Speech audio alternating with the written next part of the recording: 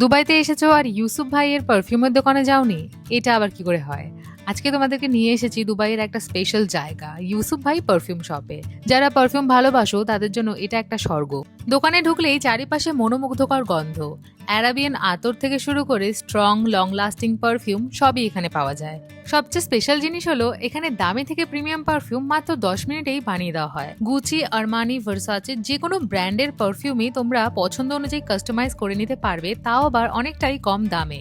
ইউসুফ ভাইয়ের স্টোর সকাল 10টা থেকে রাত 10টা অব্দি ওপেন থাকে, আর এইটা দুবাইয়ের দেরাতে আছে। তোমরা চাইলে একবার ভিজিট করতে পারো। আমরা এখান থেকে 4টে পারফিউম কাস্টমাইজ করিয়েছিলাম আমাদের জন্য, আর আমাদের টোটাল বিল হয়েছিল 10,000 টাকা। তাই যদি দুবাইতে থেকে থাকো বা দুবাই আসার প্ল্যান করো, তাহলে ইউসুফ ভাইয়ের পারফিউমের শপটা তোমরা একদিন তোমাদের লিস্টে রাখতেই পারো। পারফিউম কেনার পরে আমরা ইউসুফ ভাই ক্যাফে থেকে নিয়ে নিয়েছিলাম একটা স্ট্রবেরি চিজ কেক, আর চিজ কেকটা দেখতেই পাচ্ছ কতটা টেম্পটিং।